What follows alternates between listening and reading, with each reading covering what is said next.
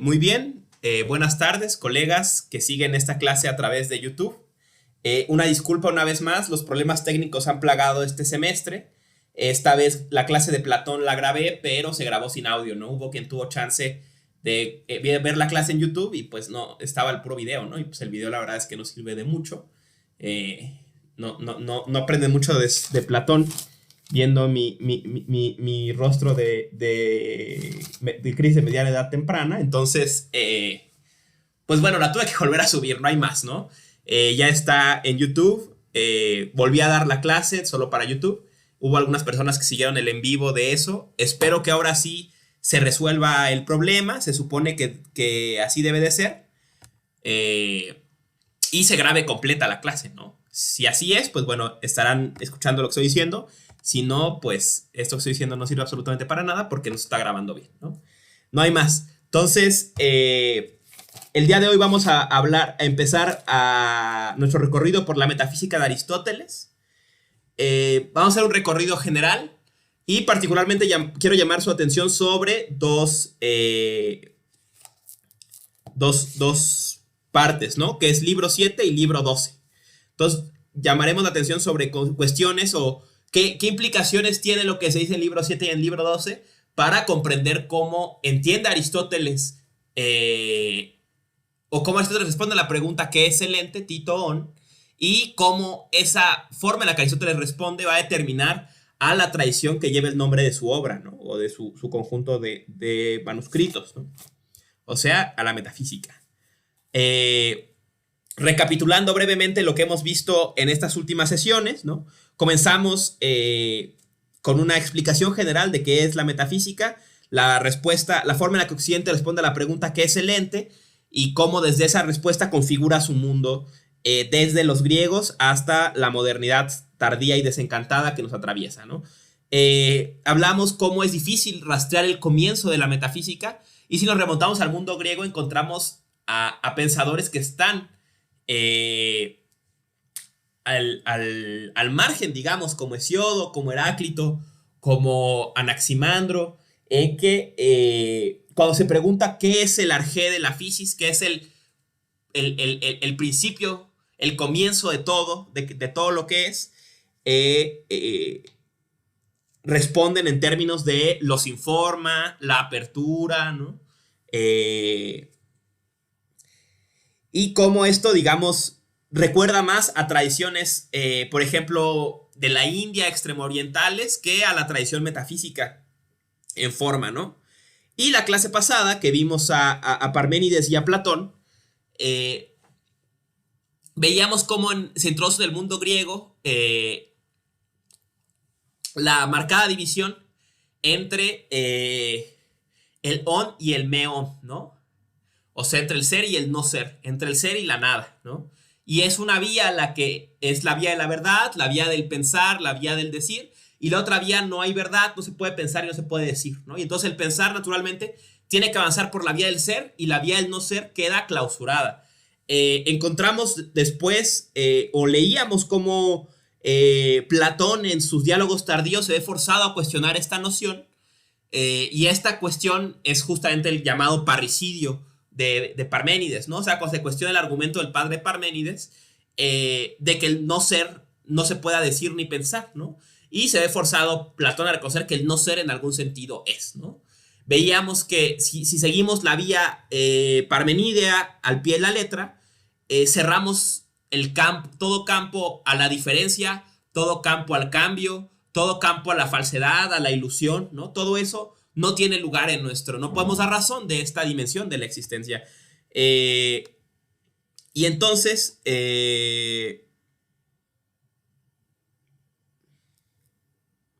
parece que hay un problema de audio. ¿Alguien más tiene el mismo problema? Bueno, si tienes problemas a veces,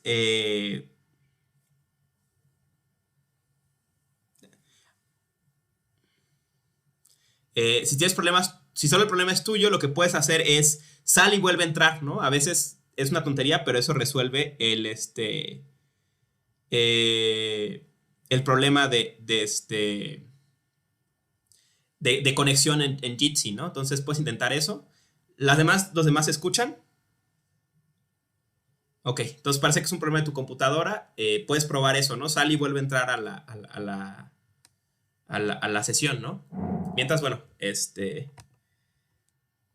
sigo. Muchas gracias. Continúo, ¿no? Entonces, veíamos cómo reconoce Platón que de negar de entrada el no ser, se cierra todo campo a la diferencia, todo campo al cambio y todo campo a la falsedad, a la ilusión. Toda la dimensión del no, ¿no? De la fuera de este mundo, ¿no? De la fuera. Y quedamos en un mundo cerrado, homogéneo, sin cambio, de puro ser, ¿no? Lo que se llamó en el siglo XX el totalitarismo ontológico de Parménides, muy literalmente porque todo es, ¿no? Todo lo que es solo es ser, ¿no? Eh, entonces intenta abrirle un campo al no ser, Platón, dándole el lugar de la diferencia del ser, ¿no? O sea, bueno, no de la diferencia del ser, sino la diferencia dentro del ser, ¿no? O sea, cuando hablamos de no ser, dice él, hablamos solo de lo diferente, ¿no? O sea, claro que la botella no es el agua, por eso son diferentes y por eso la botella puede contener el agua, ¿no? Entonces, a la vez que reconoce este problema de la idea parmenidea, de cerrar completamente el campo al no ser, la solución que ofrece es simplemente reducir al no ser a un momento del ser, ¿no? A una forma del ser. Y con ello, la tradición filosófica, la tradición metafísica, asumirá una de sus primeras características, que es que la pregunta Tito-On siempre tiene que responderse en términos de ser y solo tangencialmente.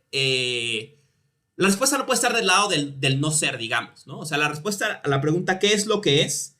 Tiene que ver con la vía del ser, y la vía del no ser será siempre dejada de lado, cuestionada, puesta en duda, hasta que hacia finales del siglo XIX y el XX van a empezar a brotar un montón de filosofías de la nada que van a intentar revalorar esta vía de lo no pensado por la metafísica, la vía del no ser, cerrada por Parménides, y que, usando la frase de Nietzsche, se volvió idiosincrasia en la filosofía, esta división tan marcada entre ser y no ser, aunque ya en Platón intenta dibujarla, pero sigue estando ahí, ¿no?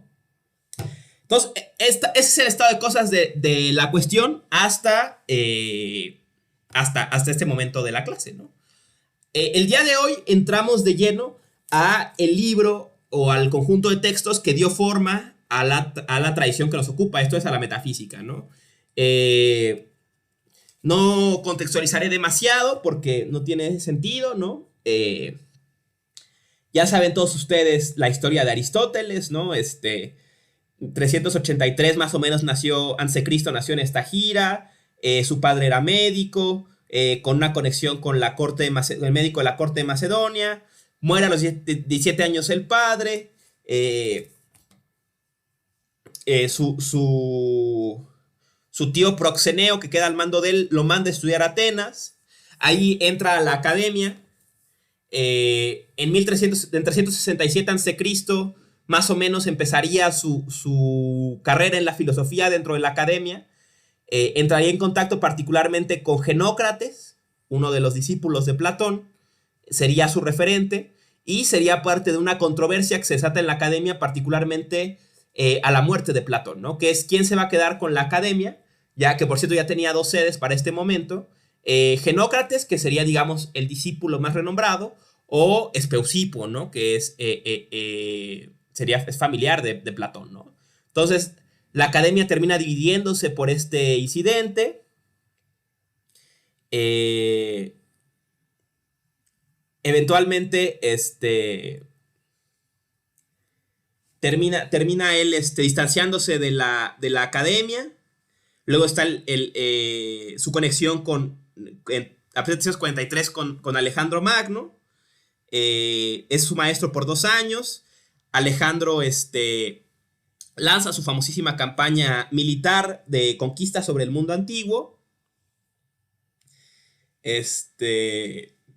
Aristóteles vuelve a Atenas, funda ahora su nueva escuela, el Liceo, pero a la muerte de Alejandro en 323 sobra decir que la conexión con Alejandro pone en riesgo su vida, y entonces huye de Atenas, y en 322 a.C. Fallece, ¿no? Finalmente, ¿no? Bravísima historia de Aristóteles, solo para contextualizar los años, de dónde está posicionado. Y ahora un poco el contexto de la obra que nos ocupa, ¿no? Muchas de las obras de Aristóteles que hoy conocemos,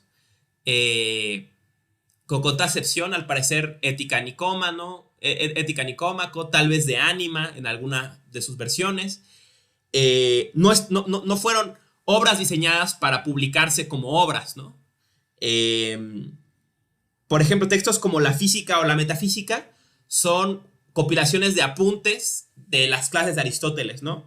Entonces eran apuntes que Aristóteles usaba en el liceo para dar clases, y que sus discípulos peripatéticos van a editar siglos después, ¿no?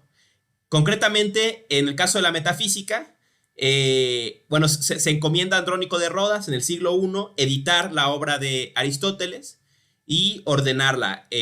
Al ordenarla, él acomoda 80 papiros, los 80 papiros que hablan sobre el cambio y el movimiento, y los designa como la física, ¿no? Entonces hay 80 papiros que hablan sobre la física, y luego reconoce otros 14 que no encajan exactamente con las temáticas de la física de Aristóteles, ¿no? Entonces, estos 14 papiros,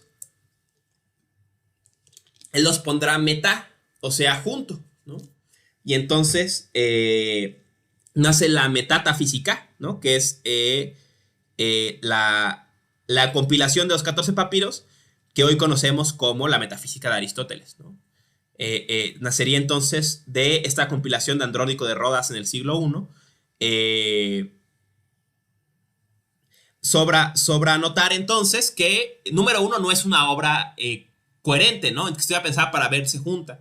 Es muy probable que estos apuntes fueran de distintas clases, fueran de distintas épocas incluso, ¿no? Y que por eso de un libro a otro encontramos cambios, ¿no? Pueden responder a cambios de contexto, o sea, en que en un contexto Aristóteles explicara las cosas de una forma y en otro contexto de otra, o incluso de opinión, ¿no? En que en una época él pensara entender el ente de una forma y en otra época entenderlo de otra, pero bueno, es una compilación de textos, ¿no?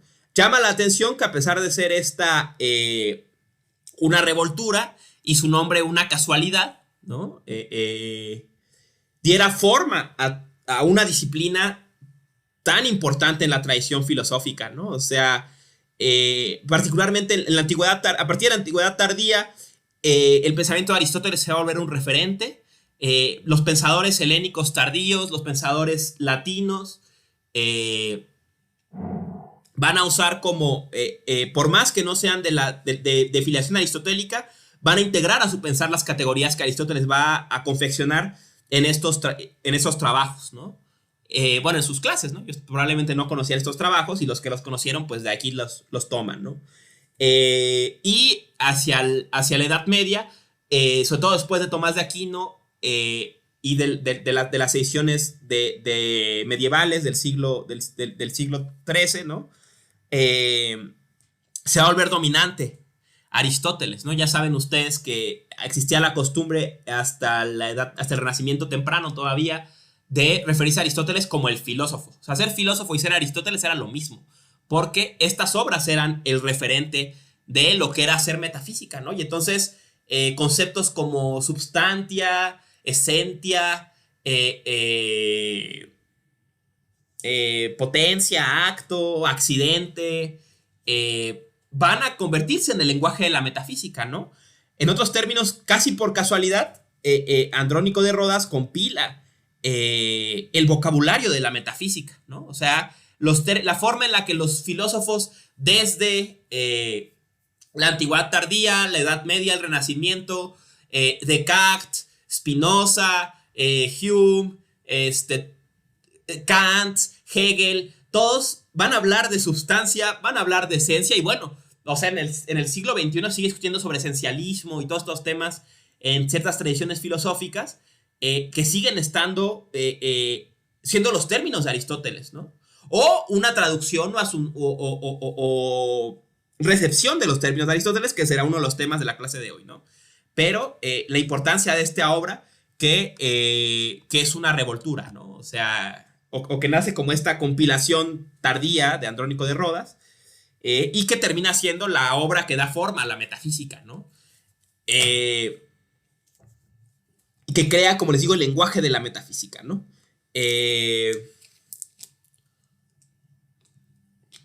Aquí, sin duda, un buen comienzo para entrar a esta obra, fue muy afortunado que antes de entrar a esta obra hubiéramos dado este recorrido por el sofista de Platón, ¿no? O sea, recuerdan el sofista de Platón, se hablan de 6 géneros, ¿no? De la unidad, de la multiplicidad, del cambio, del reposo, del ser, del no ser, y y todos esos 6 géneros, ¿dónde existen? ¿Dónde está el ser? ¿Dónde está el cambio? ¿Dónde está la unidad? ¿Dónde está la diversidad? Dice Platón, están en el discurso, y si no hay discurso, no hay filosofía, ¿no? Entonces veremos cómo la labor, o sea, a la hora de intentar comprender qué es lo que es, ¿dónde el filósofo ha de indagar esta pregunta? ¿O cuál es su herramienta para acercarse a esta pregunta? La herramienta no es la autoexploración silenciosa del alma, no es la contemplación de... No es la mayéutica, ¿no? Es la exploración del lenguaje, ¿no? Entonces, veremos que la metafísica es un análisis del lenguaje, del lenguaje para hablar del ser, en un sentido, ¿no? O sea, de ahí una de las frases típicas o estrategias típicas de Aristóteles, es decir, el ser se dice en muchos sentidos. La potencia se dice en muchos sentidos. ¿Y en qué sentidos se dice? O cómo se define, ¿no? La esencia, veremos, el Toti Nai está fuertemente conectada con la idea de definición abstracta, ¿no? Como de un diccionario. Entonces, está lleno de definiciones el texto, de caracterizaciones, de análisis del uso del lenguaje, ¿no? Y muestra cómo ya los pensadores, tal vez a despecho de bueno, de la mano de lo que dice Foucault en Las palabras y las cosas, ya reconocían que la pregunta por el ser era una pregunta por el lenguaje, ¿no? Desde la época de Platón, desde la época de Aristóteles. Ya dirá milenios después Nietzsche, seguiremos atrapados en la metafísica mientras sigamos atrapados en el lenguaje. Nuestro lenguaje mismo es metafísico, ¿no? Y lo es, veremos, desde Aristóteles, ¿no? O sea, Aristóteles va a tomar la estructura de la metafísica, de esta comprensión del lenguaje del ser, de cómo decimos el ser, o cómo decían los griegos el ser, ¿no? Y no es casual que conceptos como hipokeimenon, el sujeto, ¿no? Sean conceptos gramaticales, ¿no? Como el sujeto de la oración. La definición será tan importante, ¿no? Ya decíamos que se dice en muchos sentidos, ¿no? Entonces,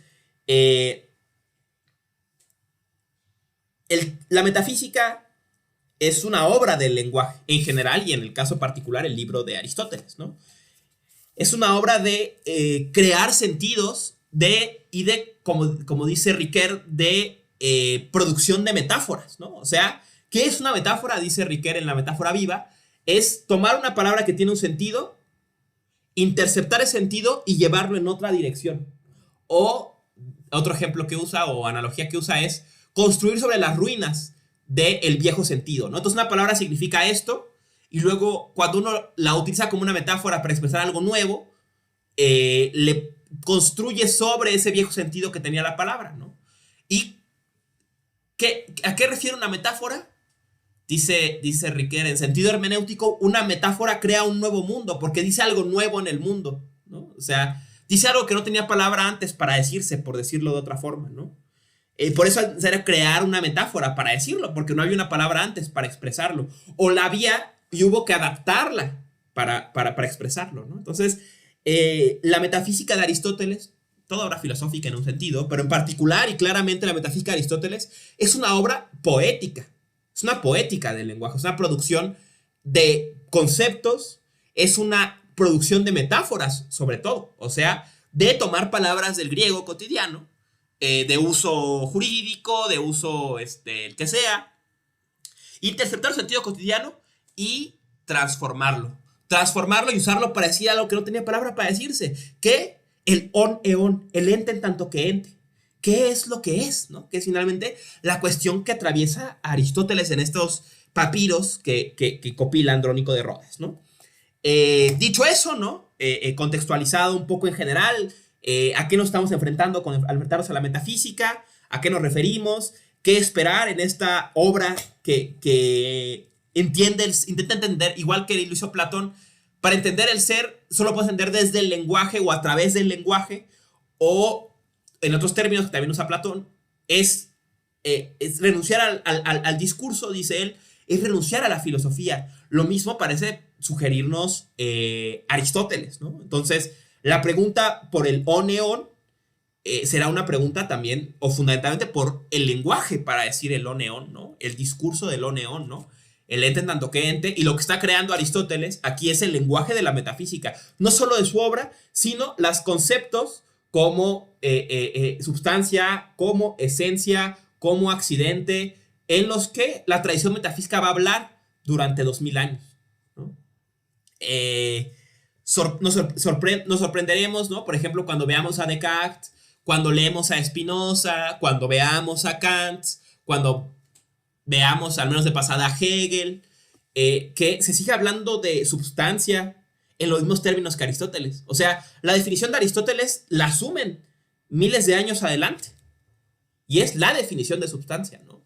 Y no solo la definición de substancia, sino que cuando estos pensadores se enfrentan a la pregunta por el ser, siguen teniendo que hablar en las categorías aristotélicas. Claro, les van a dar nuevos sentidos, ¿no? O sea, descubrirá Kant, particularmente, ya de algún modo Descartes lo veía también Berkeley, lo veía Hume, todos ellos, ¿no? Pero lo pondrá con todas sus letras Kant, ¿no? La substancia, la categoría de substancia, no es más que el reflejo de la unidad del sujeto. O sea, la substancia es una especie de proyección del sujeto sobre los entes de unidad, de su unidad, de la unidad del yo a las cosas, ¿no? Entonces, ahí está cómo van a reinterpretar los conceptos, pero seguirán hablando en esos conceptos, ¿no? Entonces, vamos a su génesis, ¿no? Con la metafísica.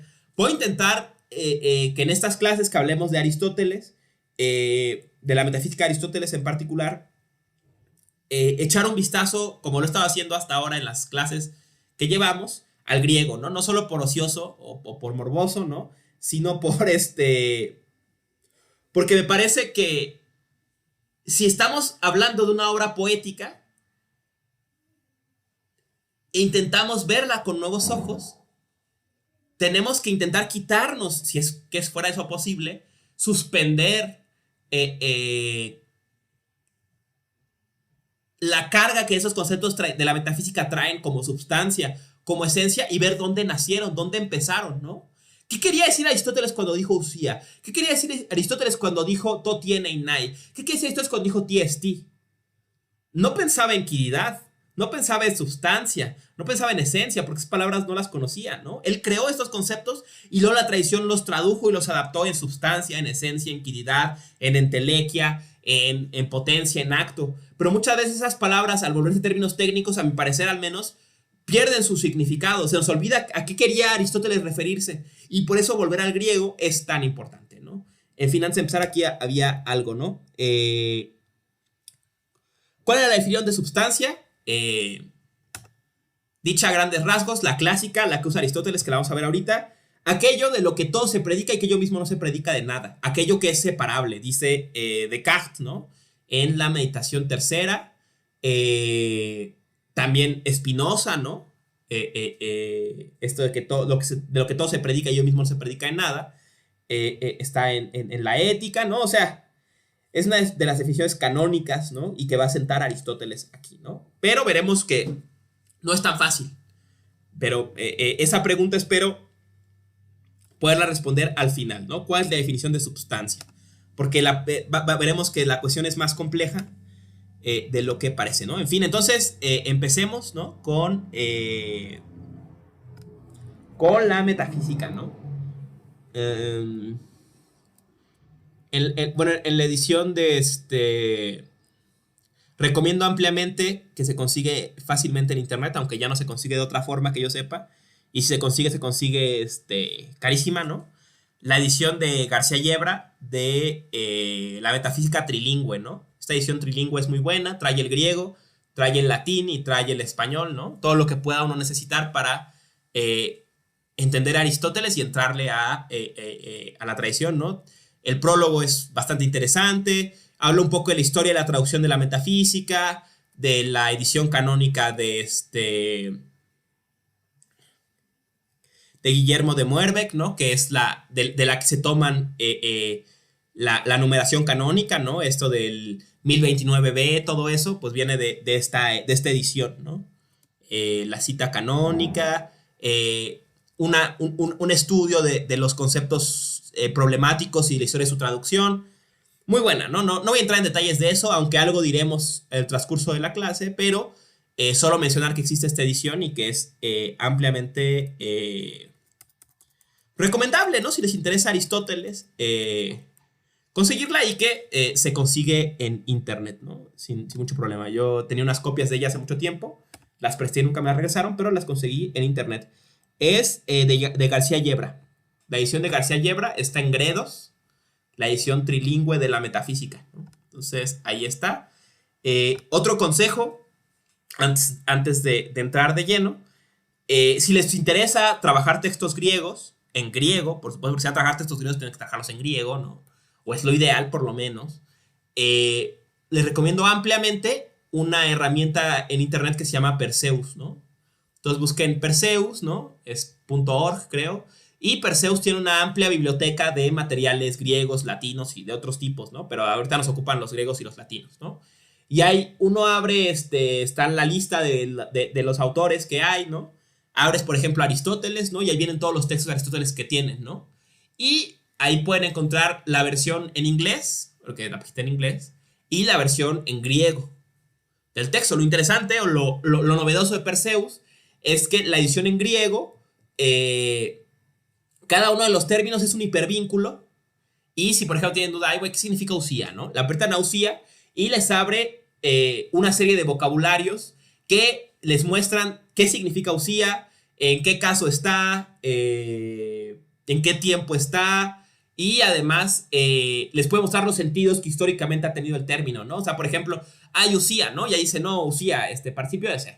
Ok, ¿no? Y luego dicen, a ver, ¿y quién más lo ha usado? Y la aprietan ahí y les dice, por ejemplo, la Ilíada apareció en este contexto. Y luego Platón lo usa en este contexto. Y luego Aristófanes en este contexto, ¿no? Entonces es una herramienta crucial para el estudio o quien les guste de textos griegos, Perseus, ¿no? Y también ahí pueden encontrar la metafísica, ¿no? Entonces vamos a entrar de lleno ya a entonces leo de la edición trilingüe, ¿no? Y bueno, el comentario va a estar basado en esa, ¿no?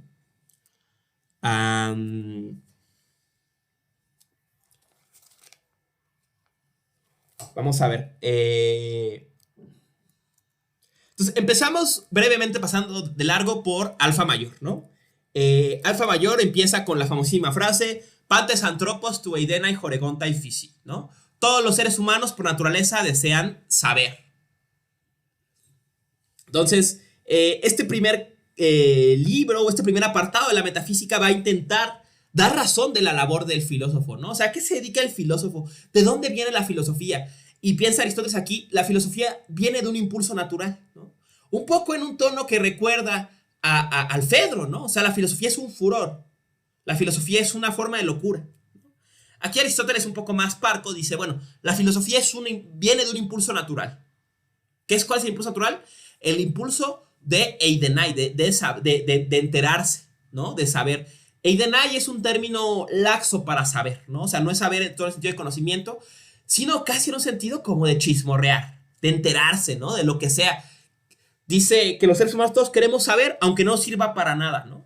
Entonces, va a poner Aristóteles la filosofía operando en este impulso, ¿no? Dice, disfrutamos de los sentidos y sobre todo de la vista, porque es el que más diferencia nos da, y queremos ver aunque no sirva de nada, ¿no? Oye, ¿quieres ver cuando sacó no sé quién en el curso? Ay, sí, a ver, oye, pues ni lo conoces, ¿qué te importa, no? Pero pues prefiero ver que no ver, ¿no? O sea, aquí Aristóteles va a poner a la filosofía operando en este impulso, ¿no? En el querer enterarnos de lo que sea, sin importar si nos sirve o no nos sirve, ¿no? Y luego va a prestar una gradación del saber, ¿no? Y dice, bueno, el saber o este deseo de enterarnos empieza con la éstesis o aistesis, ¿no? O sea, con la percepción sensible. De la percepción sensible, eh, casi todos los seres sintientes tienen algún tipo de percepción, no, bueno, tener seres sintientes es budista, pero todos los seres vivos tienen algún tipo de percepción sensible, ¿no? O sea, desde la planta que se encoge, ¿no? O que busca el sol, ¿no? De algún modo lo percibe, ¿no? La ameba que se retrae cuando viene el ácido, ¿no?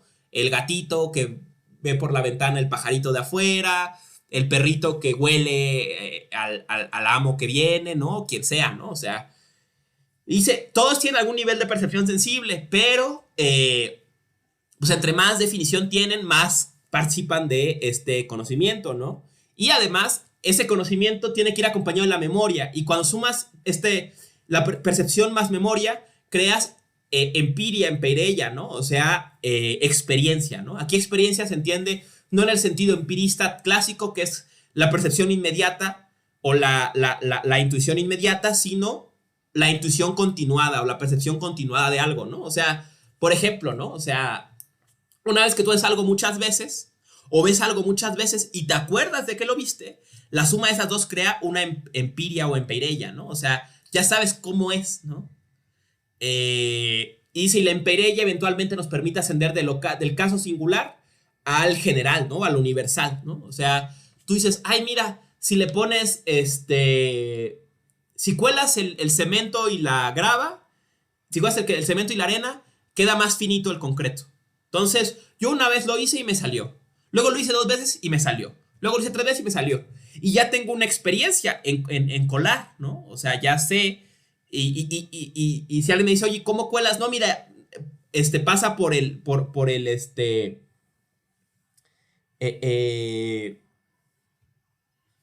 si cuelas la arena, ¿no? Y queda más finita, queda mejor la mezcla, ¿no? Entonces, ya tengo una experiencia, ¿no? Si le agregas 30 cal, queda más finito, ¿no? O sea, tienes una experiencia de muchos casos en que lo hiciste, de cómo hacerlo, y eventualmente eso te permite llegar a un enunciado universal del caso. La mezcla es arena más grava, más cemento, más cal, más agua, en estas cantidades, ¿no? Que es una cosa más universal, ¿no? O sea, ya no es de un caso, de 2 casos, ¿no? Y eso ya nos da el conocimiento de la técnica, ¿no? Que accede a lo universal, de alguna forma, ¿no? O sea, y es curioso, ¿no? Porque, de hecho, Aristóteles usa justo el ejemplo del constructor, ¿no? Dice, a veces, siempre creemos que sabe más el que sabe lo universal que el que sabe la experiencia nada más, ¿no? O sea, por ejemplo, dice él, porque el que sabe la experiencia sabe el qué, pero el que sabe lo universal sabe el por qué, ¿no? Dice Aristóteles, ¿no? O sea, por ejemplo, ¿no? Un may, un albañil sabe qué se tiene que hacer en la mezcla, ¿no? La idea es que un arquitecto o un ingeniero o lo que sea sabe por qué tiene que mezclarse así, ¿no? Incluso puede afectar la mezcla según su conveniencia, porque no sabe el qué nada más, sino el por qué. Aquí Aristóteles introduce un caso curioso, dice, aunque a veces curiosamente es más efectivo el que sabe el qué que el que sabe el por qué, ¿no? O sea, es más efectivo el que sabe nada más cómo se hace que el que sabe por qué funciona, ¿no? Porque tiene más experiencia en el caso singular y el otro más en lo universal. Y pues siempre nos enfrentamos, dice, nunca curamos al hombre, siempre curamos a este hombre, ¿no? Usa estos ejemplos de Aristóteles a veces oscuros, ¿no? Pero tiene que ver con eso. Pero dice Aristóteles, aunque a veces es mejor tener empiria, empeireia, que tener la técnica de algo, siempre valoramos más la técnica, ¿no? Porque, y volvemos al inicio, porque creemos que siempre queremos saber y creemos que saber es bueno, aunque no sirva para nada. esa es la clave de Aristóteles en alfa 1, ¿no? En alfa mayor 1, ¿no? Saber es importante aunque no sirva para nada, ¿no? Y lo valoramos, ¿no? Y eso nos lleva hasta el último nivel, que dice Aristóteles. El último nivel, tenemos ciencia de las cosas particulares y eventualmente llegamos a un nivel de conocimiento elevadísimo, que es la sofía, ¿no? ¿Qué es la sofía? ¿No? Dice Aristóteles, aquí está, del griego, denme un momento. Aquí está, ¿no? La sofía es el terita prota, aitia kaitas arjas y polambanusi pantes, ¿no? O sea, dicho en otros términos, quiero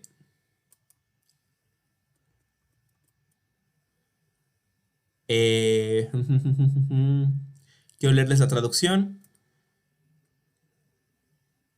Bueno, dicho término no lo encuentro en la versión español, pero lo que dice aquí es la sofía, o sea, la sabiduría, traduce aquí García Yebra, ¿no?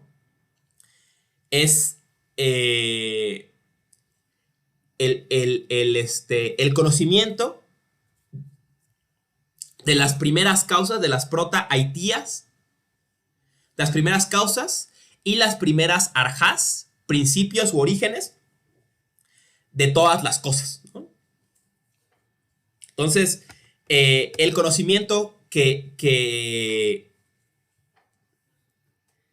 el conocimiento en sumo grado, ¿no? Aunque él mismo parece ser inútil, ¿no? Es la sofía, ¿no? Que es el conocimiento de las primeras causas y los primeros principios de todo. El conocimiento más grande, digamos, ¿no? En dicho de los términos, dice Aristóteles, si los seres humanos valoramos, queremos saber, y hay un impulso natural a querer saber todo, no es raro que creamos o le demos un valor al saber más grande, de todo, ¿no? Al saber más amplio. Y el saber de las primeras causas y los primeros principios es la sofía. ¿Y quién se ocupa de la sofía? Pues la filosofía, ¿no? O sea, finalmente la filosofía, más que una ciencia o que un tipo de saber aquí en Aristóteles, pareciera que es ese impulso del que nos está hablando, ¿no? O sea, ¿qué es la filosofía en Aristóteles? Pues justo es el pantes anthropos toidena y joregon tai physei, ¿no? O sea, el deseo de que todos queremos saber, y si todos queremos saber, y entre más sabemos mejor, o más lo disfrutamos, es natural que seamos filósofos, ¿no? O sea, que amemos o que deseemos la sofía, ¿no? Este saber más alto, ¿no? Y sigue hablando en segundo sobre el saber más alto, ¿no? Dice, bueno, ¿sobre qué habla esto, no? Dice, el que ama la sofía, dice una parte muy bella, ¿no? Dice, el filósofo también ha de ser a algún nivel filómitos, amante de los mitos, ¿no? Porque los mitos hablan de cosas maravillosas, ¿no? O sea, la filosofía o este impulso filosófico de amor a la sofía nos debe impulsar siempre a los conocimientos más elevados. ¿Y qué es lo más elevado? Dice él, pues las primeras causas y los primeros principios, número 1. Número 2, conectado evidentemente, los mitos. Y número 3 va a decir los dioses o Dios, ¿no? Fíjense la conexión interesante entre estos tres y que nos lleva a la segunda clase que tuvimos, ¿no? Hesiodo se pregunta por el arjé. ¿Por qué fue lo primero en llegar a ser? Lo expresa en forma de mito. O sea, sin duda Hesiodo es un filómitos, un amante de los mitos. ¿Y qué es lo primero en llegar a ser? Los dioses. Es un hierofante, ¿no? Alguien que habla de lo sagrado, ¿no? De los dioses en particular, ¿no? Sería teofante, ¿no? Entonces, en sentido aristotélico, sin duda que Hesiodo fue un filósofo, y de hecho lo van a listar entre los filósofos adelante. Pero, pues ahí está. Así entiende Aristóteles su vocación, la filosofía, y la que nos une también con él, ¿no? O sea, nosotros también participaríamos de este impulso, él mismo al parecer irracional, o sea, que no responde a una razón, en que simplemente por naturaleza queremos saber, y si hay un valor en saber, pues claro que lo que más queremos o que más disfrutamos es saber lo más grande. ¿Y qué es lo más grande? Las primeras causas y los primeros principios. ¿Y qué es lo más grande? De lo que ha sido tema de los mitos. ¿Y qué es lo más grande? Los dioses, ¿no? Entonces, empieza también a perfilarnos hacia dónde va a ir esta reflexión, ¿no? Vamos a ver las primeras causas y los primeros principios y terminaremos tocando a los mitos y a Dios, ¿no? Como tema de la metafísica, ¿no? Después introduce Aristóteles, ¿no? Aquí está, ¿no? Diacai o filómitos, filósofos, pos estin, hogar mitos, siqueita ec taumación, ¿no? Taumación relacionado con el tauma, con el asombro, ¿no? Habla de cosas asombrosas. Los mitos, ¿no? Y por eso el filósofo también es en un sentido filómitos, ¿no? Amante de los mitos, ¿no? Entonces, aquí luego nos dirá, bueno, si el tema son las primeras causas y los primeros principios, ¿cuáles son las arges aition? Las causas principales, ¿no? Aquí es con esa arges aition, ¿no? O las causas originales, ¿no? Y él dice, bueno, dice, y aquí es una de las primeras introducciones de esta distinción aristotélica, ¿no? Dice en el griego, ¿no? Dice, es más, se los voy a poner en la pantalla a ustedes también. Vamos a ver si me deja compartir aplicación. Aquí está, vamos sobre la...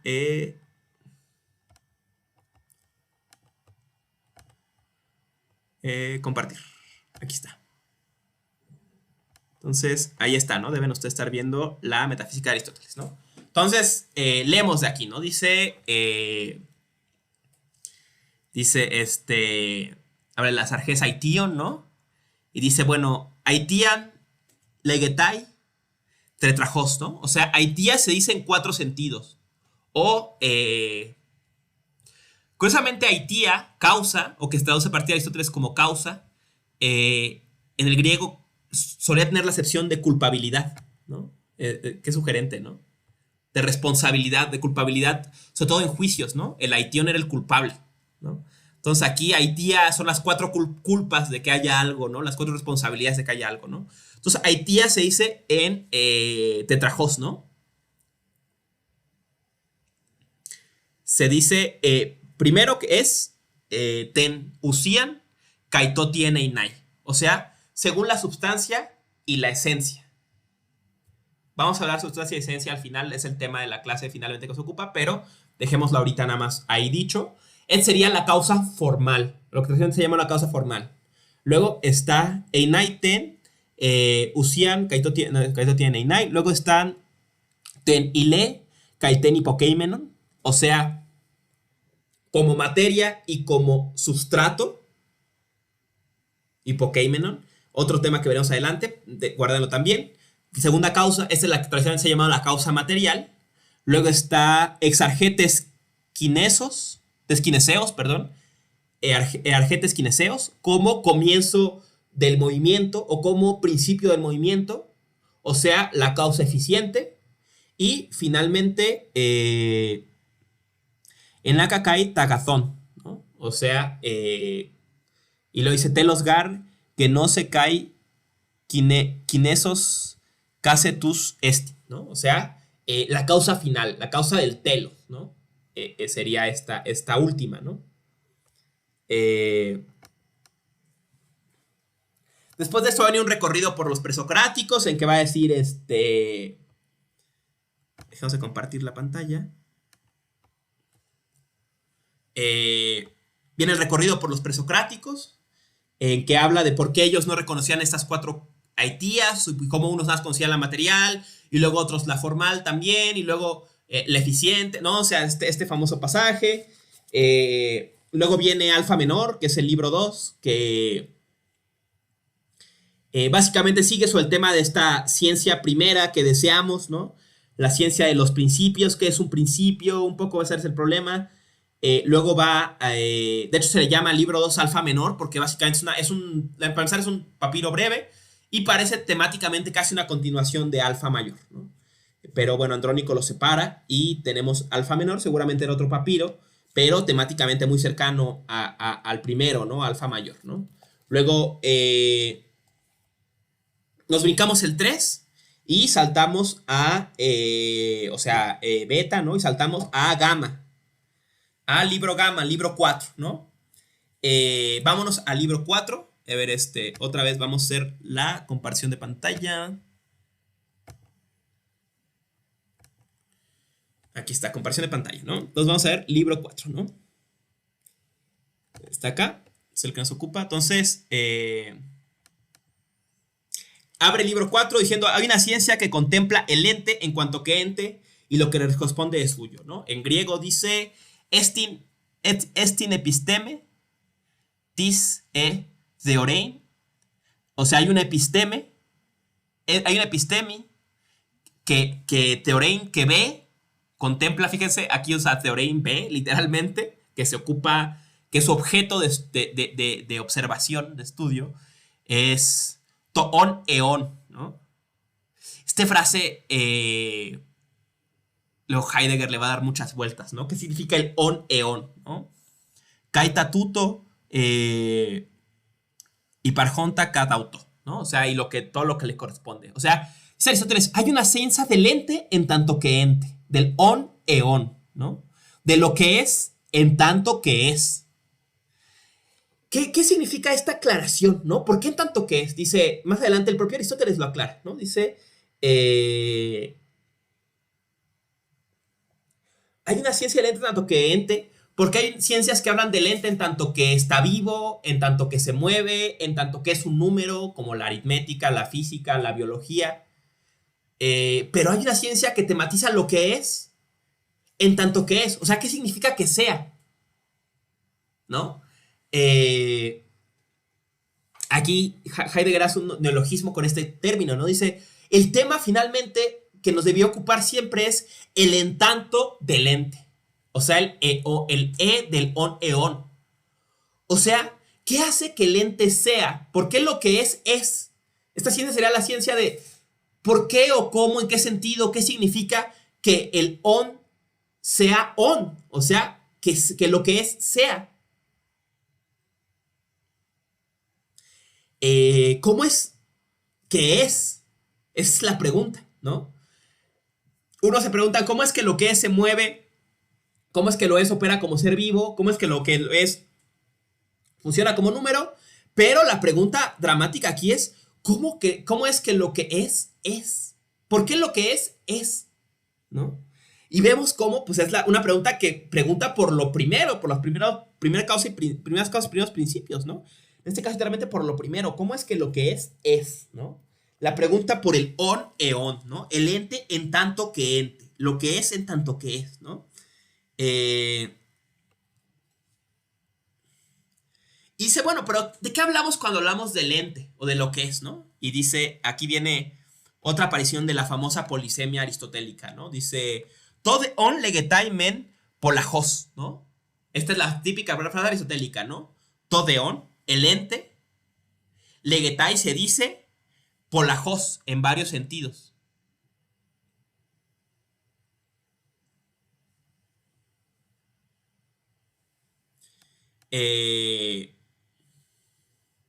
Pero todos de acuerdo a a una misma naturaleza, ¿no?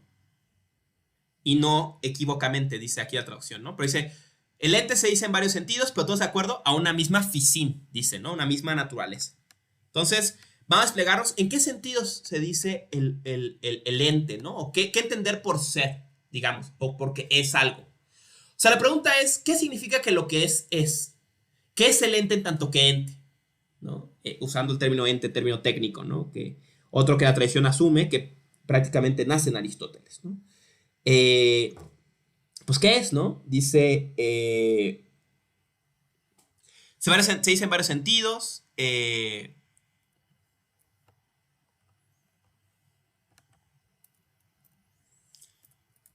aquí el español, ahorita vamos al griego, ¿no? También se dicen varios modos, pero todos se dicen de acuerdo a un solo principio. Se dice, esto es importante, ¿no? Se dice de lo que es substancia y que es afecciones, ¿no? Todavía no entonces nadie en qué es substancia, pero aquí entra, dice, la substancia es, de la substancia decimos que es, o sea, de la osía decimos que es, pero también de las afecciones de la osía decimos que son. Entonces, ahí hay dos sentidos de decir ser. El ser de la substancia y el ser de las afecciones de la sustancia, porque sería una cosa decir que las afecciones no son, ¿no? O sea, por ejemplo, dice Aristóteles, usando su tipo de ejemplo, hombre es, blanco es, o músico es, pero no en el mismo sentido, porque el hombre es como substancia y músico o blanco es una cualidad o un accidente de hombre, ¿no? Ahorita eso será más claro en libro 7, ¿no? Pero de entrada es esa distinción, ¿no? Luego va a decir, ente está conectado a gen, o sea, a unidad, ¿no? A uno, ¿no? Y luego hablará de la relación con no ente, y rematará este análisis, ¿no? Mencionando una cosa de la que hablábamos la clase pasada, o que de hecho mencionaron ustedes la clase pasada, que es... ay, ya me perdí, creo. ¿Dónde está? No, aquí está, no, aquí está. No, que no pande que no cunde el pánico, ¿no? Que es el famosísimo principio de no contradicción, ¿no? Dice, bueno, se ha hablado de muchos principios, ¿no? Si es la ciencia de las primeras causas y los primeros principios, la ciencia que habla del ente en tanto que ente. Dice, ¿cuál es el principio fundamental del ente, de lo que es, ¿no? Y dice, el principio es togar auto, ama y pargein tikai me y pargein adinaton to auto kai kata to auto, ¿no? No es muy claro, pero ¿qué dice? ¿Cómo lo traduce García Yebra? Muy bien, ¿no? Dice, es imposible, en efecto, que una misma atributo se dé y no se dé simultáneamente en el mismo sujeto y en el mismo sentido, ¿no? Es el famoso principio de no contradicción, ¿no? Las cosas no pueden ser una cosa y ser su contrario, tener una cualidad y la cualidad contraria en el mismo sentido a la vez, ¿no? Es muy importante recordar, a veces olvidar esta cláusula importantísima que es en el mismo sentido y a la vez, ¿no? O sea, claro que la botella puede estar llena y puede estar no llena, pero no en el mismo sentido y a la vez, ¿no? O sea, primero está llena y luego está vacía. O por ejemplo, tú puedes ser... tener la cualidad de ser el más grande y de ser el más chico, pero no en el mismo sentido, ¿no? Eres el más grande en la clase en la que tú eres el de séptimo y entras a la de segundo semestre, pero eres el más chico en la clase de posgrado a la que entras aunque estás en séptimo semestre de la carrera, ¿no? Entonces eres el más grande y eres el más chico, pero no en el mismo sentido, ¿no? Entonces ahí está, solo me lo recordé de esa ocasión, de que está aquí el principio de no contradicción y que Aristóteles piensa que si queremos ser esa ciencia de las primeras causas y los primeros principios, la ciencia que se pregunte por lo más grande, por qué significa que lo que es sea, qué es el ente en tanto que ente, este sería su primer principio, ¿no? El principio de no contradicción. Que una cosa no puede... es imposible, en efecto, que un mismo atributo se dé y no se dé simultáneamente en el mismo sujeto y en el mismo sentido, ¿no? Ahí está, ¿no? Saltamos ahora en este recorrido previo hasta libro 5, ¿no? O sea, el libro delta, ¿no? Entonces, libro delta es el famoso libro de las definiciones, ¿no? Entonces, y si lo pensamos como material didáctico tiene sentido, ¿no? O sea, seguramente Aristóteles entregaba o al menos daba este glosario a sus alumnos, ¿no? De todos los términos de la metafísica, ¿no? Pero a la vez, curiosamente, él creó con ese glosario pues, el lenguaje de la metafísica, ¿no? O sea, aquí define principio, define causa, ¿no? O sea, define arjé, define aitía, define ¿qué otro define? Y aquí notaremos que el de Haití es bastante largo. Define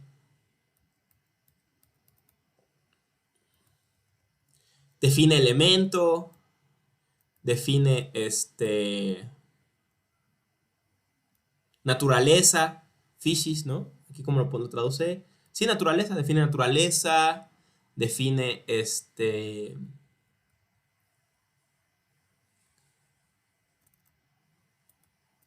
define necesario. Ananqué. Anankainos creo que pone, ¿no? Define define gen, uno, ¿no? O unidad. Pero a nosotros nos ocupa una que viene aquí abajo.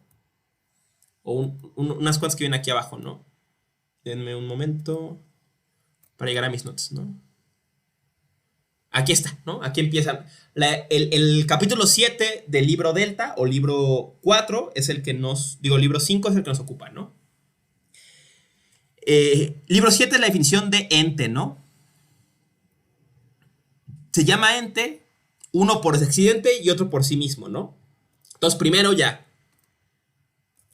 sabemos que toon legeitai tomen kata sin bebecos, tode kat auto, ¿no? O sea, lo ente, lo que es toon, se dice en muchos sentidos. Aquí se comen en muchos sentidos, pero es obvio que es a lo que se refiere, ¿no? Toon se dice en muchos sentidos. El primero que la primera distinción que vamos a ver de lo que es, ¿no? Es, hay las cosas que son kata sin bebecos, o sea, por accidente, y las que son, por otro lado, katautos, o sea, en sí mismas, ¿no? Entonces,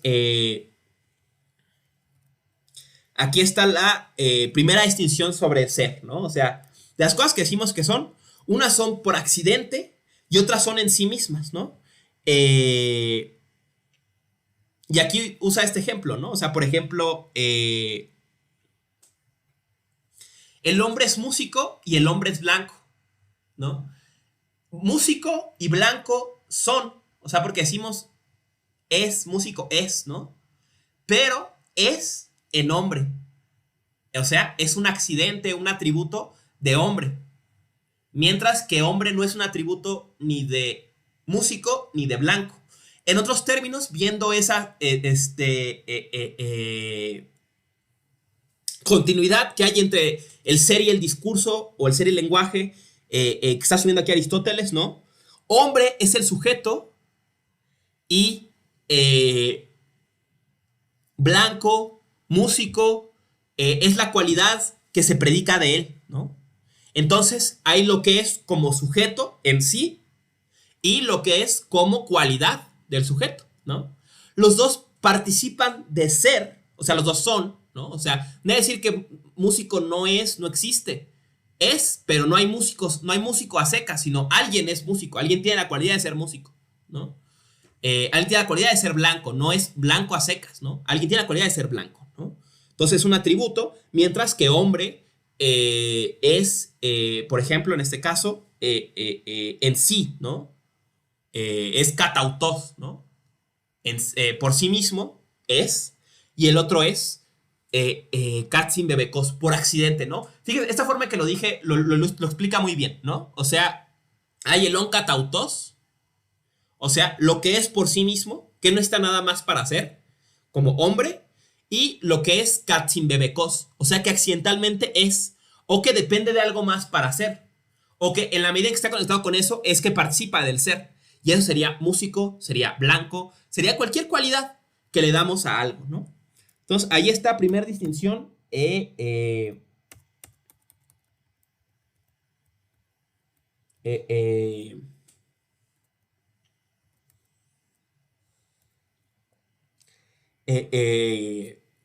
va a dar de lo que es, ¿no? Y luego viene, bueno, aquí está. También son las cualidades, dice, y la quiridad de algo, ¿no? Quiritas es un término que se introduce en las ediciones latinas, ¿no? Que traduce TST.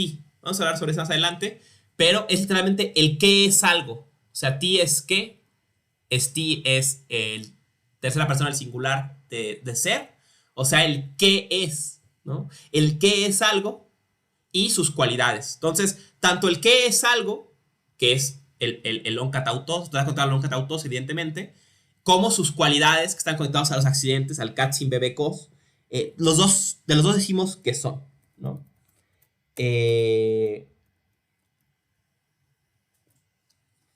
También dice, bueno, aquí un poco haciéndole el juego no vamos a usar ahorita las citas. Vamos a mejor a quitarlas un segundo para no saturarles de texto, ¿no? Y poder ver si hay preguntas y eso.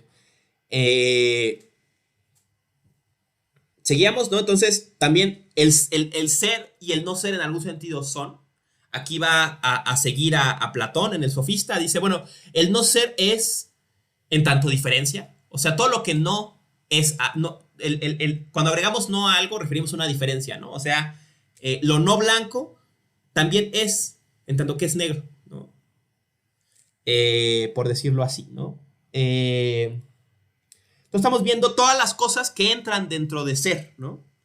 Y por último dice, es tanto ser la dinamis, o sea, la potencia, la potencialidad, la posibilidad, como la entelequia, ¿no? Un neologismo aristotélico que luego casi se translitera al latín y luego al español, ¿no?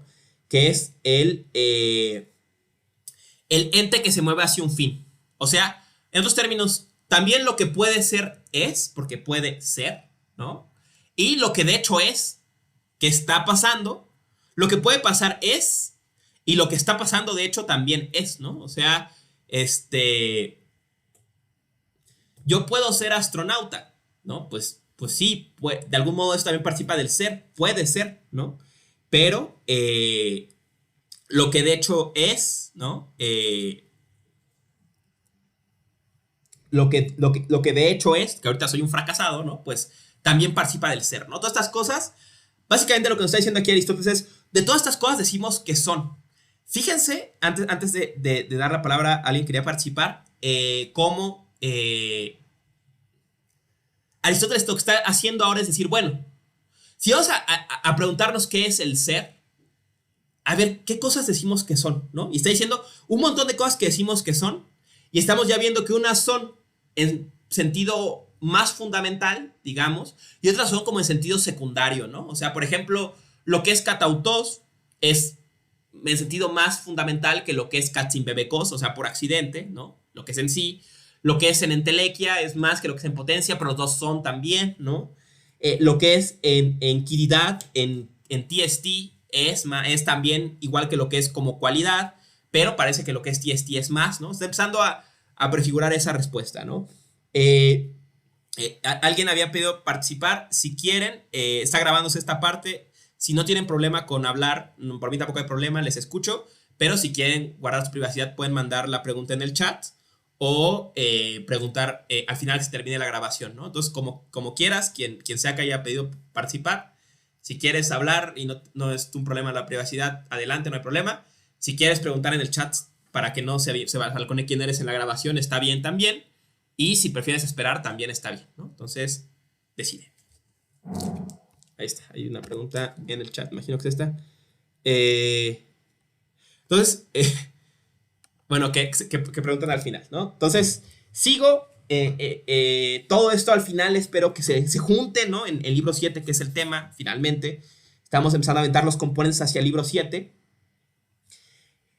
Adelante vendrá la definición de usía, que es la que dije, ¿no? Lo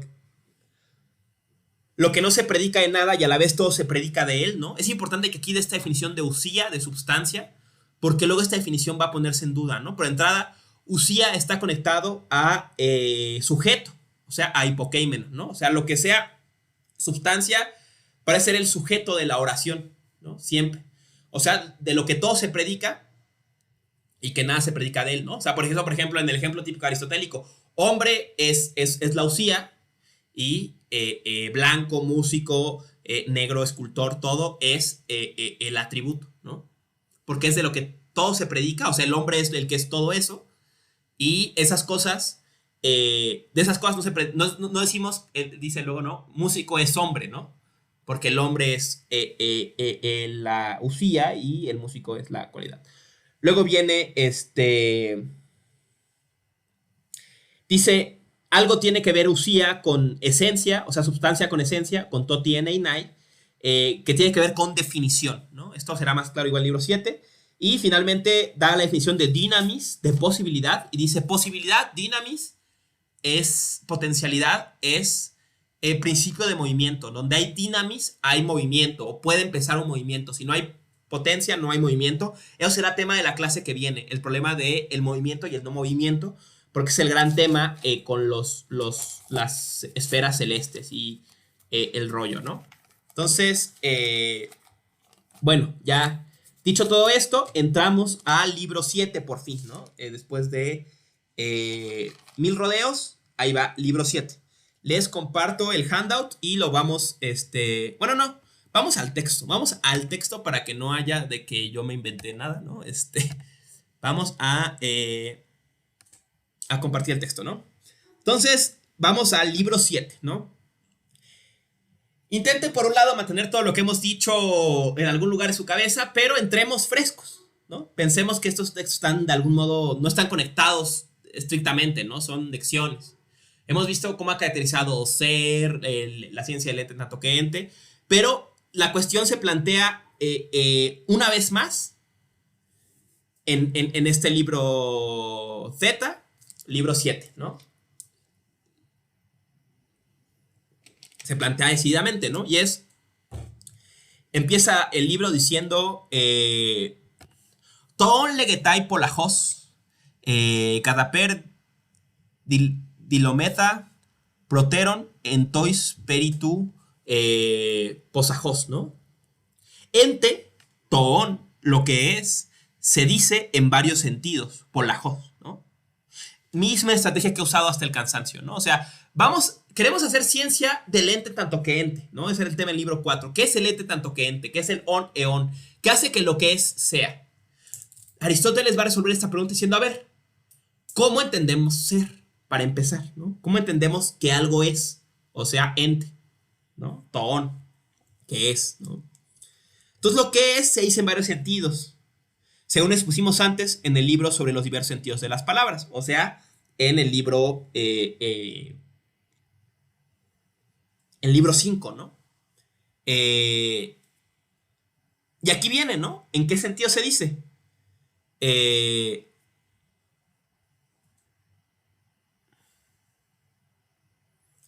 Por un lado, se entiende, primero que nada, ¿no? Lo que es, se entiende, por un lado, como, dice él aquí, como quiridad y como algo determinado, y por otro lado, como cualidad, la cantidad o cualquier otro de los demás predicados de esta clase. Entonces, vuelve sobre este abordaje, ¿no? Va a decir que algo sea, o sea, el ente, se dice en varios sentidos. Y vamos a ver en qué sentido se dice, otra vez, ¿no? Pero ahora será un poco distinto cuáles son, ¿no? Entonces, aquí vemos la primera distinción, ¿no? Lo que es, y vamos, ahora sí al handout, ¿no? Aunque no hay handout, sino hay hands, ¿no? Pero, en un momento, dejar de compartir. Entonces, vamos a compartir ahora el handouts, que es este handout, ¿no? Aquí está, compartir. Entonces, vamos para arriba, en el handout. Entonces,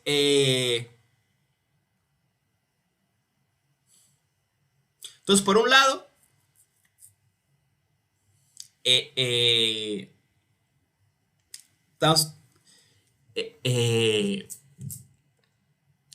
por un lado, lo que es se dice en muchos sentidos. Por un lado es quiridad y algo determinado, o sea, ese es un lado, que en griego es, esperen, veo lo que preguntaron, Discúlpenme, dejar de compartir pantalla. No están viendo. Bueno, lo explico así, para que no haya pierde, ¿no? Entonces, dijo Aristóteles, ¿no? Ente se dice en muchos sentidos. Dicho en otros términos, podemos entender lo que sea aquí Aristóteles como de muchas cosas decimos que son. Unas decimos que son la actividad y el algo determinado. Otras son la cantidad, la cualidad y otros predicados del tipo, ¿no? Resumidas cuentas, por un lado está la actividad y algo determinado, y por otro lado está los predicados. Les decía, actividad es un término técnico en latín que traduce del griego el TST. Literalmente TST es el qué es qué es es, ¿no? O sea, el qué es algo, ¿no? Entonces la actividad es el qué es algo. Y el algo determinado traduce el tode ti. Tode es y ti sin acento es algo. Entonces, el algo. Dicho en otros términos, si hubiera que interpretar estos términos, el qué hace que algo sea algo y las cualidades de ese algo, ¿no? O sea, hay unas cualidades hay algo que hace que una botella sea botella, o sea, ¿con qué contesto la pregunta qué es esto? ¿No? ¿Qué es esto? Pues es una botella que contiene agua, no sé, ¿no? ¿Qué hace que esto sea algo determinado? Que sea todo de ti. O el TST. ¿Cuál es la respuesta a TST? ¿Qué es? La respuesta, está por un lado la respuesta al qué es, y por otro lado, un montón de cualidades que tiene esta botella, que es su cantidad, su tamaño, su lugar en el espacio-tiempo, lo que sea, que son cualidades de la botella, sí, que está fría, que está caliente, que está tibia, pero esas cualidades no nos dicen qué es, ¿no? Entonces, da la primera distinción, ¿no? El qué es algo, la respuesta a la pregunta qué es, o sea, su quididad, su TST, y por otro lado, toda la serie de predicados o cualidades que tiene, que no son la respuesta a esa pregunta, ¿no? Si está caliente, si está fría, si es grande, si es pequeña, si es suave, si es rugosa, ¿no? Entonces, primera distinción que hizo Aristóteles. Cuando hablamos de lo que es, podemos referirnos a las cualidades o podemos referirnos a referirnos a lo que algo es, ¿no? Entonces vamos ahora sí otra vez al texto griego, ¿no? Bueno, al griego y al español, ¿no? Entonces, aquí está, ¿no?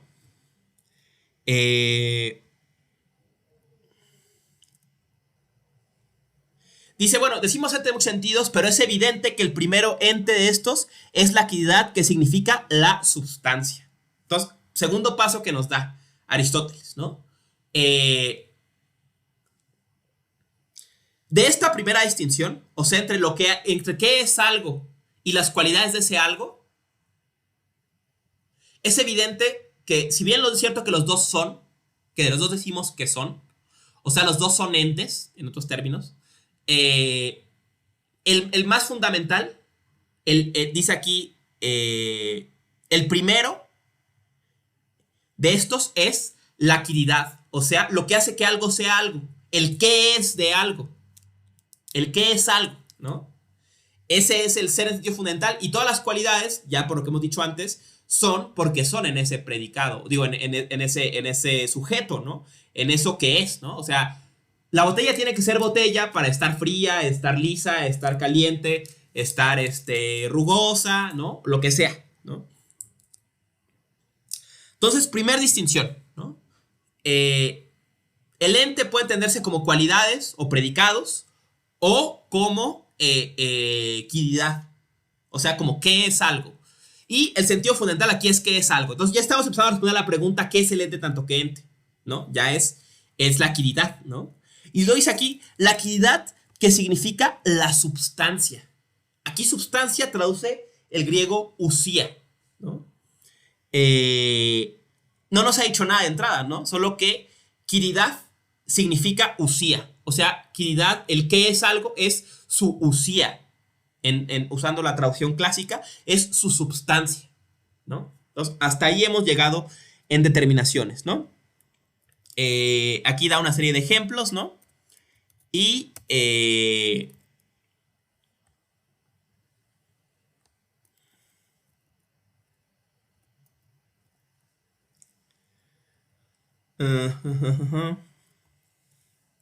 dice, ahora bien, primero se dice en varios sentidos, pero en todos es primero la sustancia. O sea, recuerden, ya dijimos que la equidad es primero que los predicados. Y que equidad es lo mismo que usía. Y ahora dice, la usía es, o sea, que la usía sea primero se puede entender en varios sentidos, concretamente en 3 sentidos. Y en los 3 es el caso que es primero. Dice, en cuanto al enunciado, ¿no? Vamos a, después de esto pasamos a quito el griego, ¿no? En cuanto al enunciado, en cuanto al conocimiento y en cuanto al tiempo, ¿no? Dice, pues de las demás categorías, ninguna es separable sino ella sola, ¿no? Entonces, quitamos esta cosa y volvemos a la transmisión, ¿no? Entonces, de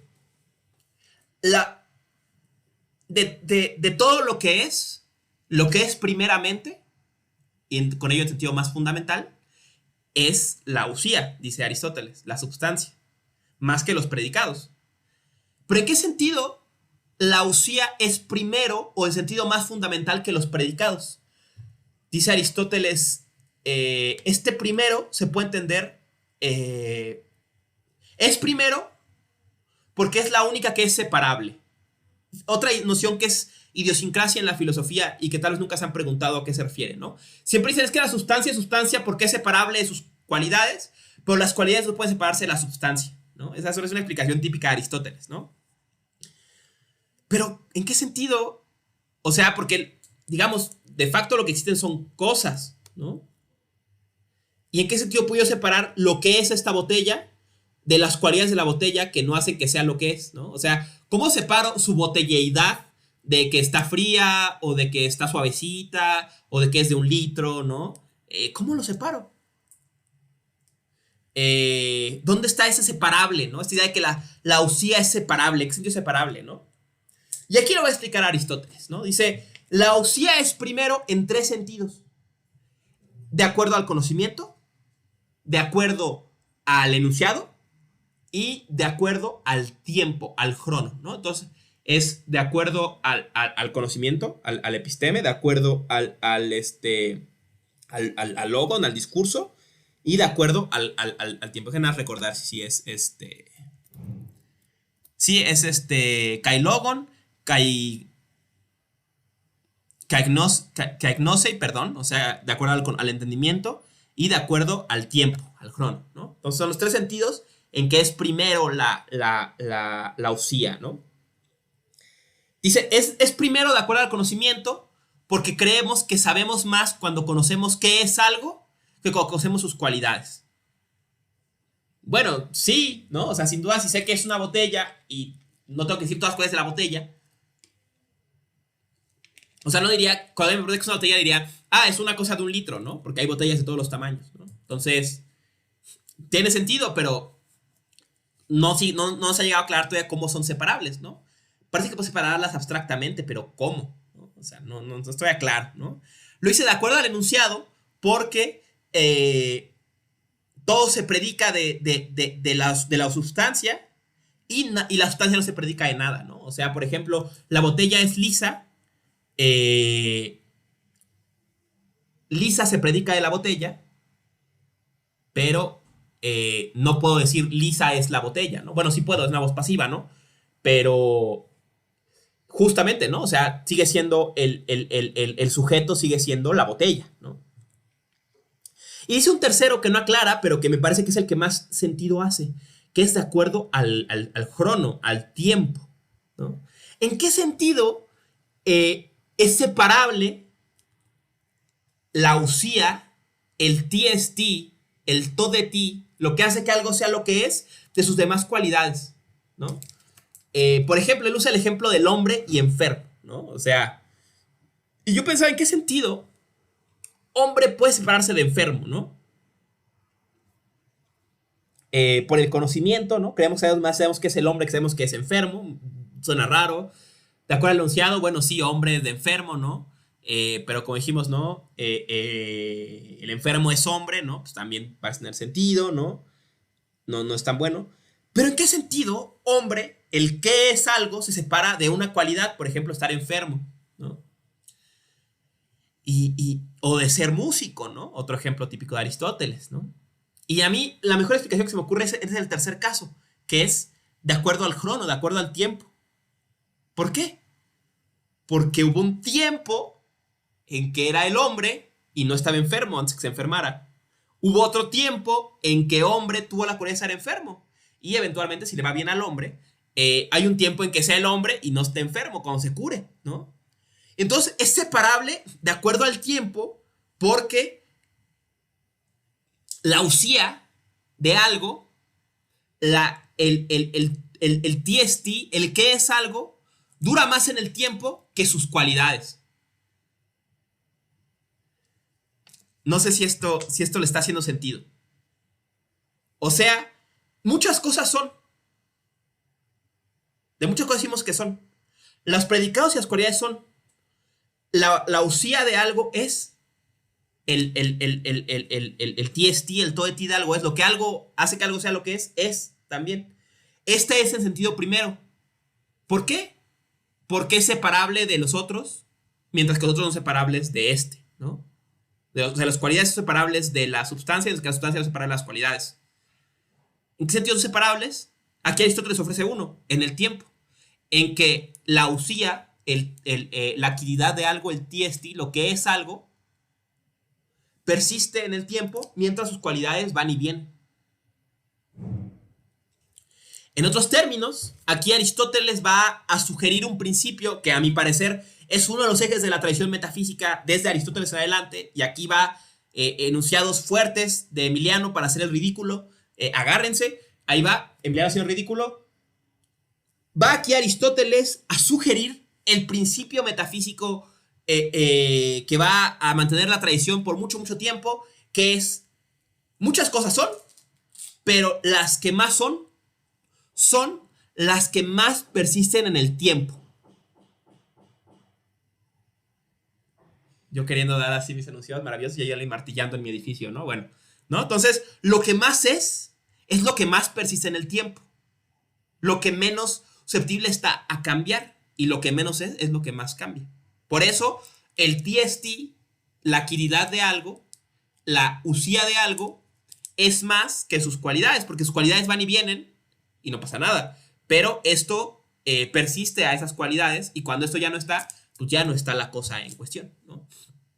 Ahí está enunciado loquísimo, desquiciado, ¿no? Que va a empezar a impulsar esta relación entre ser y persistir en el tiempo.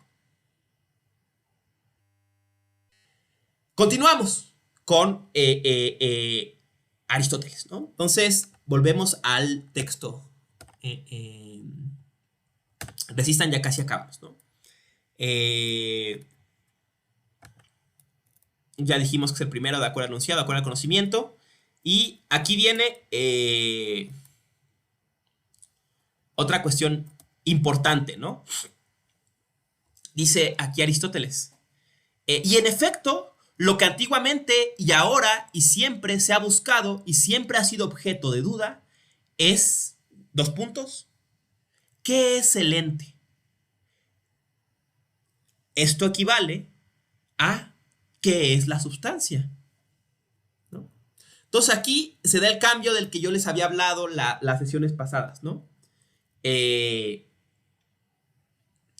Lo que siempre se ha preguntado, o sea, la pregunta más grande que nos hemos hecho siempre, el objeto supremo de la filosofía, o sea, del conocimiento más grande, de la ciencia del ente tanto que ente, de qué es, qué hace que lo que es sea, es la pregunta, ¿qué es lo que es?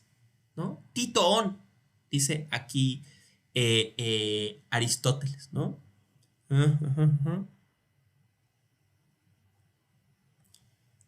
Denme un momento. Entre paréntesis. Aquí está, ¿no? La pregunta titon, ¿no? Pero esto es, tuto esti, tis e usía. Aquí Aristóteles, a mi parecer, le da nacimiento a la metafísica. Heidegger alguna vez dijo este pasaje. Aristóteles hace la pregunta más grande e inmediatamente la responde y la cierra. Abre la pregunta más grande e inmediatamente la cierra. ¿Qué es lo que es? Dice Aristóteles, eso es lo mismo que preguntar tis usías. ¿Qué es la sustancia? Y aquí da Aristóteles la pregunta más grande y la forma en la que la metafísica la va a responder. O sea, cuando pregunte la metafísica titon, realmente tiene que preguntarse tis usías. ¿Qué es la sustancia? ¿Qué es la quiridad? ¿Qué es de todo lo que es lo que más persiste en el tiempo? Ahí está la cuestión. Volviendo a la frase de Nietzsche de Ocaso de los ídolos, ¿qué es idiosincrasia entre los filósofos? La idea que responder a la pregunta titon, ¿qué es lo que es lo mismo que responder a qué es de todo lo que es lo que más dura en el tiempo, lo que más persiste, lo que menos cambia. Y con ello lo que de alguna forma garantiza que el ser siga siendo el caso y que lo demás sea. Veremos Aristóteles en el libro 12 llevar este principio al extremo, ¿no? Ahí está, interpretaciones locas de su profesor. Es momento de ir por el... Debí avisarles, ¿no? Antes de esto que era momento de ir por sus sombreros de papel aluminio, ¿no? Para conspiraciones filosóficas desquiciadas, ¿no? Vamos cerrando ya la cuestión. 3 cosas más y ya les dejo en paz a seguir su día. Sigue Aristóteles, ¿no? Dice, bueno, ya sabemos que la pregunta Tito, la pregunta por el ente, en el fondo es la pregunta por la usía. Entonces, pues, hagamos esa pregunta. Tis usías, ¿qué es la sustancia? Y aquí dirá, sustancia se dice en 4 sentidos, ¿no? Vamos a Bueno, no, ya vámonos más rápido, porque ya se nos viene el tiempo encima, ¿no? Ahí tienen ustedes el texto en el Mega, ¿no? Para que lo puedan revisar. Entonces la pregunta es, tis usías, ¿no? Dice, usía se va a entender en 4 sentidos, ¿no? ¿Cuáles son esos 4 sentidos, no?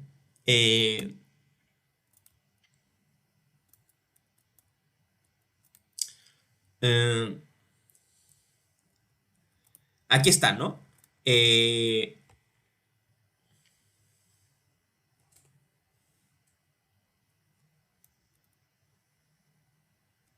Aquí está en 4 sentidos, ¿no?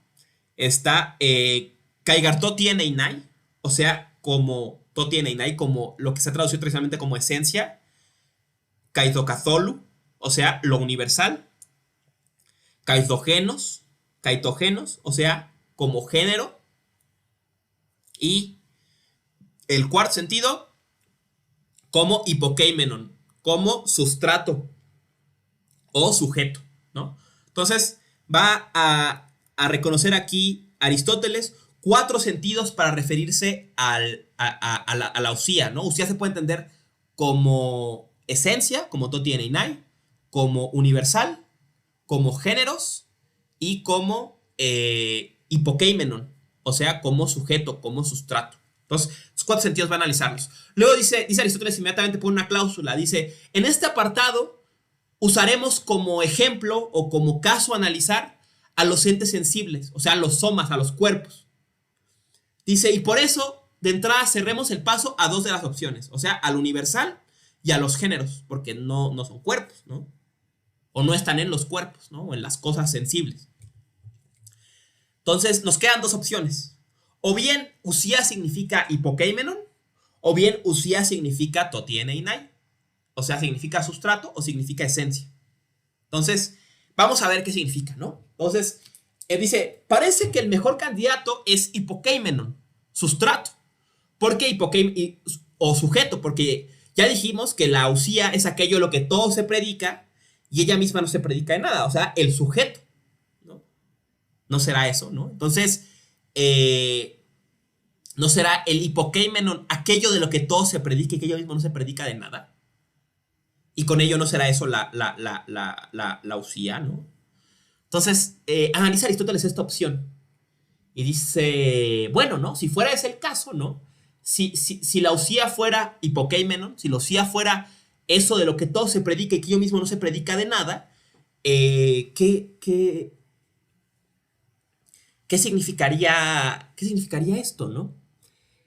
Y dice, tendríamos que quitarle algo todas sus cualidades para encontrar dónde descansa esas cualidades, ¿no? Y aquí el ejemplo que les ponía en el handout de el ejemplo medieval del alfiler y el alfiletero y los alfileres, ¿no? Entonces, imaginaos un alfiletero, ¿no? Y tiene un montón de alfileres, ¿no?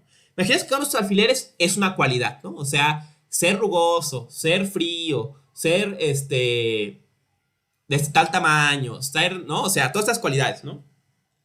Entonces, Aristóteles, si el hipokeimenon, el sustrato, ¿no? Es eso en lo que descansan las cualidades, pues para encontrarlo hay que quitar las cualidades. Entonces, dice, imaginemos que le quitamos algo su cantidad, le quitamos algo su tamaño, le quitamos algo su color, le quitamos algo su textura, le quitamos algo su sabor, su olor, el ruido que hace, todo, ¿no? Dice, no sé, esa es la vía para encontrar el sustrato, el hipokeimenon, ¿no? Dice Aristóteles, ¿y qué nos queda? ¿Qué nos queda cuando a algo le quitamos todas sus cualidades? Reconoce Aristóteles, nada. No queda nada. Ese es el problema. El gran problema es que si algo le quitamos todas sus cualidades, pues usía es nada. Porque, ¿qué es algo que no tiene cualidades? Pues nada, ¿no? En términos aristotélicos, es materia informe, ¿no? O sea, una materia que no tiene ninguna cualidad, pues es materia informe, no es nada, ¿no? Es pura posibilidad. ¿Qué sería algo sin todas sus máscaras, sin todas sus cualidades, sin todas sus propiedades? Pues nada, ¿no? Es un problema que existe en la filosofía de la existencia desnuda, ¿no? Que es algo que no tiene ninguna cualidad, ¿no? Aristóteles, pues nada, ¿no? Entonces dice, pues parece que hipokeimenon no puede ser el sentido de usía, porque si hipokeimenon fuera usía, o sea, si entendemos, usando la traducción canónica, substancia como sustrato o como sujeto, como hipokeimenon, querría decir que el fundamento del ente, de que todo sea, es nada, ¿no? Que todas las cualidades descansan en nada, en algo que no es nada, que no es un ser, porque no tiene ninguna cualidad. Entonces, eso no se puede, dice Aristóteles, porque eso haría que el ser viniera del no ser. Y eso no lo podemos permitir, ¿no? Entonces, se cierra esta vía del hipokeimenon, ¿no? Y dice, bueno, ¿qué es? Tal vez lo que pasa es que no hay que quitar todas las cualidades, sino habrá unas cualidades que sí y otras que no. Esto lo podemos entender si entendemos usía, traducción canónica substancia, como esencia, traducción canónica de toti nai, ¿no? Toti nai es una palabra curiosa si la comparamos con... porque en el fondo, fíjense, hasta ahorita hemos dicho, hay dos tipos de entes, ¿no? Digo, muchas cosas decimos que son. Por un lado está el TST, la actividad, y por otro lado los predicados. Primeramente es el TST, y el TST es lo mismo que la usía, que la substancia, la traducción canónica. Y la substancia, ahora nos está diciendo Aristóteles, parece ser toti nai. Entonces el fondo está diciendo que el TST es el toti nai. Esto, ustedes pueden no sonar curioso, pero en el fondo, TST y toti nai son formulaciones o conceptos muy parecidos, ¿no? TST es, ¿qué es TST? Toti nai, to es lo, o sea, bueno, lo, ti, otra vez, ¿qué? Gen, era, einai, ser. Entonces, uno es TST, ¿qué es? Y el otro literalmente es lo que era ser. ¿Qué ganamos agregando un tiempo verbal? ¿No? O sea, lo único que cambiaron fueron tiempos verbales. O sea, esti se convirtió en einai, ¿no? O sea, en era y ser, ¿no? Pensemos esto y entendamos qué entiende Aristóteles por esencia, ¿no? O este es el concepto que se traduce tradicionalmente como esencia, toti nai, ¿no? ¿Qué entiende Aristóteles por esencia o toti nai, ¿no? Dice Aristóteles, la esencia, el to tiene inai, debe ser las cualidades de algo que si le quitaras dejaría de ser lo que son. Entonces, ya no vamos a hacer como hicimos con el hipokeimenon y quitar todas las cualidades, sino solo quitemos unas hasta llegar a unas cualidades que si se la quitáramos a algo dejaría de ser lo que es. Otra forma de entenderlo a la inversa. Si son las cualidades que hacen que algo sea lo que es, al punto que si se las quitaras dejaría de ser lo que es. Dice Aristóteles, el to tiene inai recuerda mucho a las definiciones, en griego literalmente limitaciones o demarcaciones, que se hacen en un diccionario, ¿no? O sea, ¿qué es la ballena? ¿Qué es la clásica, ¿no? ¿Qué es el ser humano? El son, logon, político, ¿no? O sea, demarca, ¿no? Esas cualidades que hacen que el que es humano, tal que si le quitaras son, le quitaras logon o le quitaras politicon, dejaría de ser un ser humano, ¿no? Dice en política, si no es político es un animal o es un dios, pero no es un hombre, ¿no? Si le quitas el son, pues es un cadáver, ¿no? O sea, ya no tiene vida, ¿no? No es un viviente, ¿no? Entonces, eso es el to tiene inai, la esencia, ¿no? Rematemos esto ya, últimas dos cuestiones para terminar la clase de hoy, en los 15 segundos que me quedan de clase. To tiene inai, este desdoblamiento del tiempo verbal, del TST en to tiene inai, me parece que refiere al principio del que les había hablado antes, ¿no? Si es lo que era ser, podría entenderse, por ejemplo, como lo que algo era y es. O sea, las cualidades de ella que eran y que son. O sea, las cualidades que persisten en el tiempo de algo. Contra los predicados, que son las cualidades de eso que no persisten en el tiempo, ¿no? Las que son ahora, pero que no eran antes, ¿no? Entonces, es lo que está aclarando, lo que ganamos con esta aclaración de que TST o quiridad era usía, o sea, substancia, y que usía era esencia, o sea, to tiene inai. Lo que ganamos con esa aclaración es que reconocer eso, ¿no? Que lo que hace que algo sea lo que es son ciertas cualidades de eso que más persisten en el tiempo en esa cosa, al punto de que si alguna de esas la perdieran, esa cosa dejaría de ser lo que es, ¿no? O sea, el ser humano puede dejar de ser músico, puede dejar de ser enfermo, puede dejar de ser blanco, puede dejar de ser lo que sea, perdón por los ejemplos, son los de Aristóteles, pero si dejara de ser hombre, pues ya no sería, ¿no? O sea, puedes dejar de ser músico, ya te das la música y vendes tu guitarra, sin dejar de ser lo que eres, ¿no? Que sombrío me veo con la poca luz que queda. Pero si dejas de ser dejas de ser hombre, dejas de ser humano, te conviertes en cadáver. Sí, espero con esto me sigan, ¿no? Última cuestión para cerrar la clase. Se dan cuenta, he insistido todo el tiempo, aunque esto ha hecho la clase sobremanera cansada, seguramente para ustedes, en distinguir entre... en siempre aclarar que usía se ha traducido canónicamente como substantia, ¿no? ¿Qué gano yo con esta aclaración ociosa, no? Pues no es tan ociosa, ¿no? Curiosamente, piensen en el latín substantia, substare. Substare, ¿no? Estar a la base, estar abajo. ¿No recuerda al alfiletero y los alfileres? En el fondo, substantia se construye igual que el griego hipokeimenon, lo que está lo que subyace hipo abajo, ¿no? Substare hipokeimenon. ¿No les parece que hay algo sugerente en que, a pesar de que Aristóteles aclara en el libro 7 que es substancia, si entendemos usía como hipokeimenon, eso implicaría que el fundamento de lo que es nada, es pura posibilidad, es no ser, no es algo determinado de ninguna forma? Que a pesar de que esa aclaración, cuando la tradición cuando la tradición latina tradujo a Aristóteles y tradujo los conceptos de Aristóteles, decidió traducir decidió traducir usía como substantia, esto es, de los 4 sentidos de usía, no asumir solamente uno, el de hipokeimenon, y no solamente uno, sino uno que tiene tan desafortunado destino que hace que lo que es venga de lo que no es. ¿Y no les parece sugerente pensar que toda la historia, cuando la filosofía ha hablado de substantia y substancia y todo, substance y todo el rollo, he estado haciéndole ese guiño a esta opción terrible de que el no ser sea el fundamento del ser, ¿no?